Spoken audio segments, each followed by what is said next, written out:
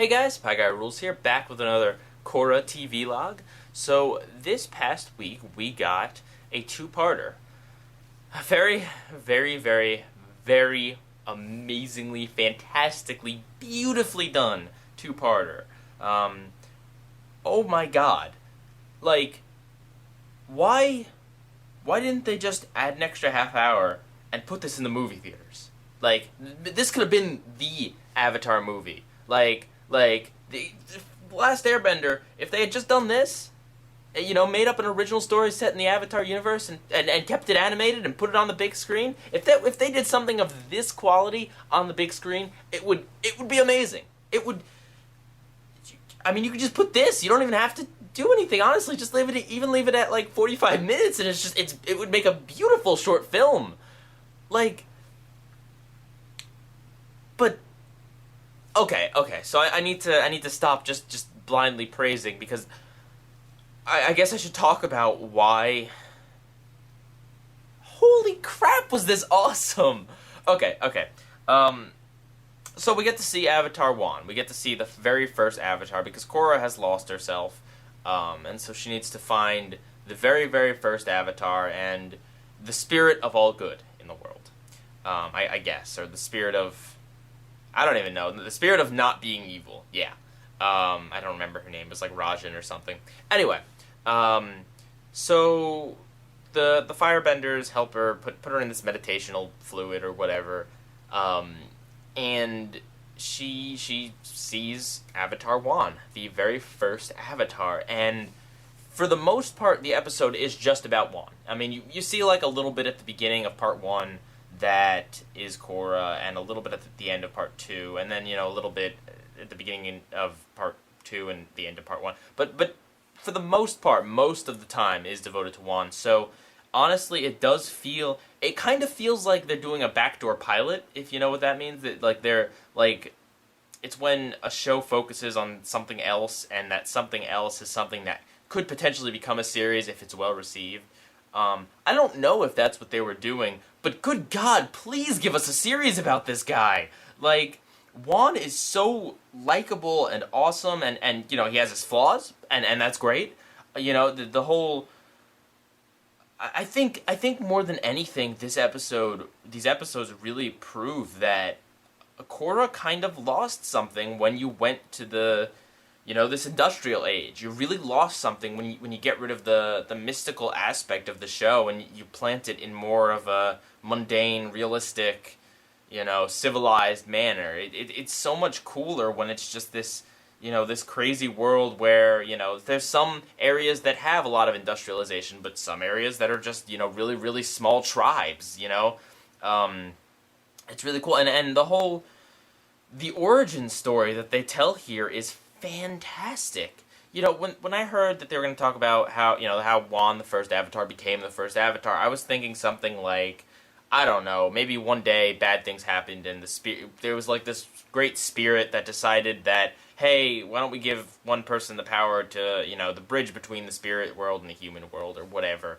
And that's what I kind of expected it to be, but the story they tell is absolutely fantastic, like with the lion turtles, and there being 4 different lion turtles with 4 different tribes, and each tribe ends up being either the air nomads, the fire, the Fire Nation, and the water tribe, and the earth, the Earth Kingdom. Like, just the way it's all done, and how the lion turtle gives you the power, and the fact that it is a lion turtle, which is, I mean, it's the big thing in Avatar: The Last Airbender. At the end, it's a lion turtle that helps Aang learn the new power, is what initially created the Avatar, technically speaking. Partially. But I like that it was partially the lion turtle's doing, partially Wan's doing, partially the white spirit's doing.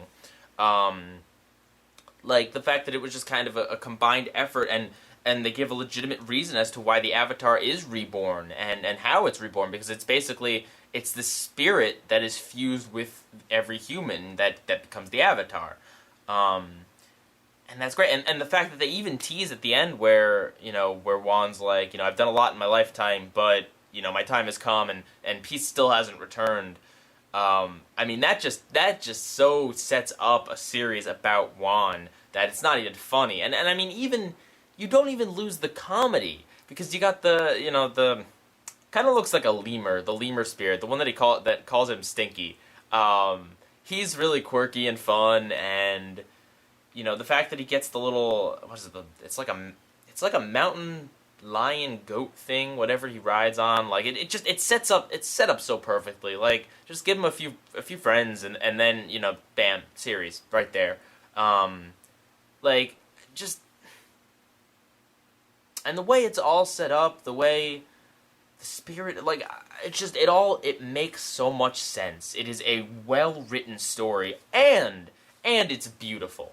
It is absolutely beautiful. Best animation I've seen in a very long time. So stylized. It made me feel like I was in a Japanese painting. That's what it made me feel like. That famous painting with the waves, and the waves are all swirly and stuff. It's a default background on Apple computers, or one of them.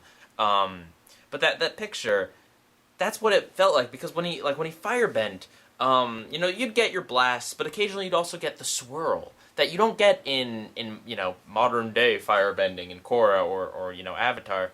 It was very obviously they're trying to go for something. They're trying to go for a feel that is very, very, very old timey, and very classical and stuff like that. And they nailed it. And like the backgrounds reflect that too, and the bending and everything, and just it's so. The animation is fluid, and the the backgrounds are great, and it just, oh my god, fantastic. And I love at first I was thinking to myself, like, alright, well, if the lion turtles are the ones that give them the power to bend, but wait, I thought, what about the badger moles, and the dragons, and the flying bison, and the moon, I guess, for waterbenders. Didn't they teach them the bending? Yes, because the lion turtle gave them the power, but they don't know the technique. They just, if you notice, it's very just like brute force bending. It's not like, the super moves that they do that are super attacks and stuff. It is very basic. So having the power to bend is different from learning from, badger moles, the proper techniques of how to bend and everything like that. So I thought, and it's shown in the episode when he meets a dragon, like in the montage, he meets a dragon or something, and the dragon's kind of helping him firebend and stuff, and like that's cool. That explains it, and I also like the explanation of how he can have more than one bending power thanks to the power of the good spirit, and I like the conflict. I like how he goes into the situation where the two great spirits are battling, and at first, he doesn't do anything. He just kind of observes, and then the dark spirit's like, "Hey, she's been trapping me for 3,000 years. Like, help!" And she doesn't. The good spirit doesn't really say anything. Really, she should say, "No, he's evil," or "No, he'll create a great darkness in the world. Don't interfere." But instead, she's just like, "Don't interfere." So you can understand how Juan made the mistake. It's still a mistake, but it's a justified mistake. It's not like Korra hot-headedly going into a situation and messing things up. It's Juan, he tried to calculate and think, but in the end, he was still a little bit too rash. And meddling in what he probably shouldn't have been meddling in.